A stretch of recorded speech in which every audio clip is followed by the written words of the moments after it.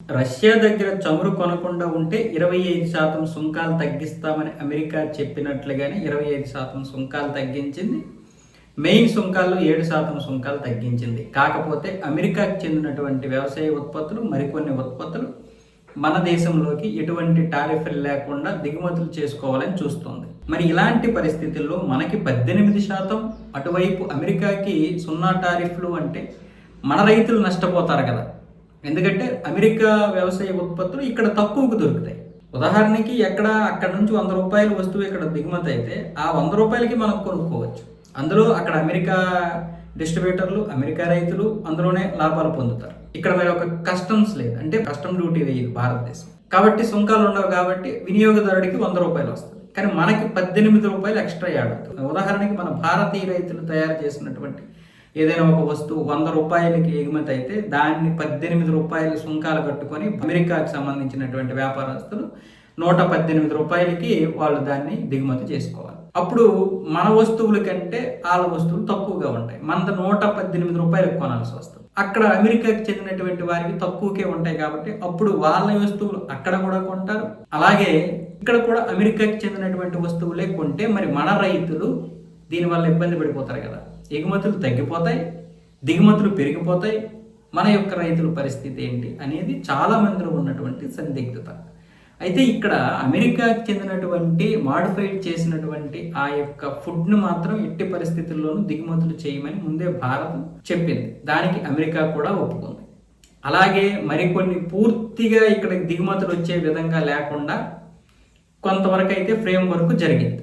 అయితే అమెరికా కూడా అదే విధంగా భారతదేశం నుంచి కూడా పూర్తిగా ఏది పడితేది ఇక్కడికి దిగుమతులు చేయకండి అన్న విధంగా అమెరికా కూడా ఆ 2 పేజీల ఫ్రేమ్ వర్క్లు చెప్పడం జరిగింది. ఇంకా ఫ్రేమ్ వర్క్ అనేది ఇంకా చాలా జరగాలి. ఇంకా అనేక వస్తువుల గురించి పూర్తి చర్చలు, సమావేశాలు జరగాలి. దీని గురించి జయశంకర్ గారు ఏమొచ్చేసి మొత్తం ఆర్థిక మంత్రి చూసుకుంటున్నారు, పీయూష్ గోయల్ గారిని అడగాలని. పీయూష్ గోయల్ గారిని అడిగితే ఏమొచ్చేసి ఇదంతా విదేశాంగానికి సంబంధించినటువంటిది, వాళ్ళకే తెలియాలి పూర్తి క్లారిటీ అని ఆయన చెప్పడం.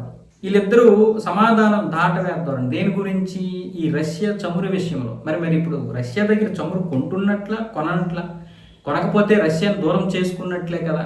మరి దాని పరిస్థితి ఏంటి అన్న విషయానికి ఇప్పుడు పీయూష్ గోయల్ అలాగే జయశంకర్ గారు, అంటే జయశంకర్ గారు కొన్ని విషయాలు ఇంకా నేను మాట్లాడకూడదు, మీరు వాణిజ్య మంత్రి దగ్గరికి వెళ్ళినా అదే చెప్తారు. కాబట్టి మీరు ఏదైనా సరే కొన్ని విషయాలు ఇంకా బయటికి రాలేదు. ఆ దేశం నుంచి అయినా సరే, మన దేశం నుంచి అయినా సరే, ఆ 2 పేజీల ఫ్రేమ్ వర్క్ ఏదైతే జరిగిందో దాని గురించి మాత్రమే మనం మాట్లాడగలం.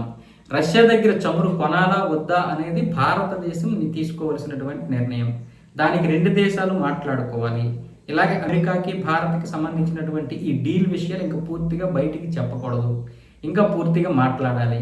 అలాగే ఇందులో మన రైతులకు వచ్చినటువంటి నష్టం అయితే ఏముండదు. మన రైతులకి అన్ని రకాల అనుమతులు కూడా ఉన్నాయి. కాబట్టి మనం భయపడాల్సిన అవసరం లేదు. ఇక్కడ ఏదైతే తయారవుతుందో ప్రతిదీ కూడా మనం భారతదేశం నుంచి అమెరికాకి ఎగుమతులు చేయొచ్చు. ఇంకొక విషయం ఏంటంటే, నేను ఇంతకుముందు చెప్పిన విధంగా అమెరికా వస్తువులు ఇక్కడ తక్కువకు వచ్చేస్తాయి, మన వస్తువులు అక్కడ ఎక్కువగా ప్రియమైపోతాయి. దానివల్ల కూడా మన రైతుల దగ్గర ఎవరో కొనరు. అప్పుడు దిగుమతులు తగ్గిపోతే మన రైతుల దగ్గర ఎవరు కొంటారు?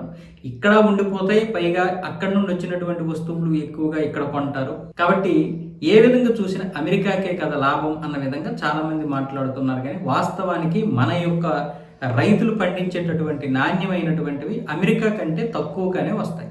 అంటే అమెరికన్స్కి తక్కువగానే వస్తాయి, మనకి కూడా తక్కువగానే వస్తాయి.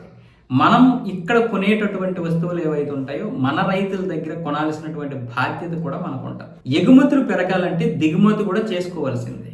ఇప్పుడు చైనా మన దగ్గర విపరీతంగా ఎగుమతులు చేస్తుంది. మనకి నిజంగా ఇది ఉంటే మేక్ ఇన్ ఇండియాలో భాగంగా ఇంకా మనం ఎగుమతులు చేయాలి. ఇప్పుడు ఈ 10 సంవత్సరాలుగా ఎంత పెరిగింది? 18% వరకు పెరిగింది. మేక్ ఇన్ ఇండియా వచ్చింది కాబట్టి.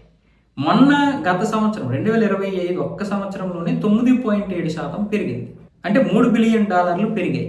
అలా పెరగాలి. ఇప్పుడు చైనా నుంచి మనం దిగుమతులు చేసుకోమంటే వాడు పూర్తిగా వద్దనేస్తాడు. అప్పుడు మనకెంత నష్టం? $13 బిలియన్ నష్టం. కాబట్టి ఇక్కడ విదేశీ వస్తువుల మీద మనకి ప్రేమ తగ్గాలి, స్వదేశీ వస్తువుల మీద మనకి ప్రేమ పెరగాలి. అప్పుడు అవి ఎన్ని దిగుమతులు అయినా సరే కట్టడి చేయడానికి అవకాశం ఉంటుంది. ఇక్కడ కేంద్ర ప్రభుత్వాన్ని మాత్రమే మనం నిందిస్తే కాదు.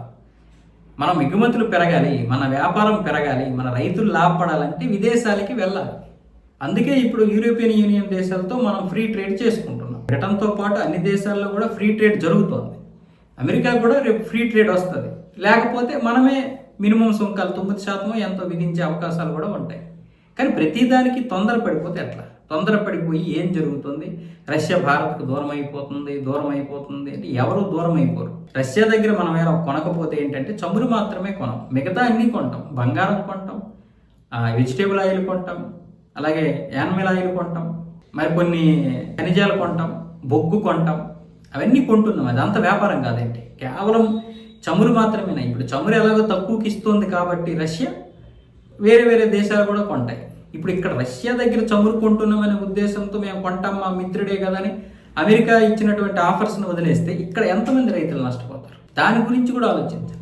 డీల్ జరగనంత వరకు ఇక్కడ రైతులు నష్టపోతున్నారని ఏడ్చారు, డీల్ జరిగాక ఏమొచ్చేసి ఇప్పుడు రైతులు నష్టపోతారని ఏడుస్తున్నారు. అదేంటది? ఏ విధంగా డీల్ జరిగినా ఏడిస్తే ఇంక దాన్ని ఎవడేం బాగు చేస్తారు?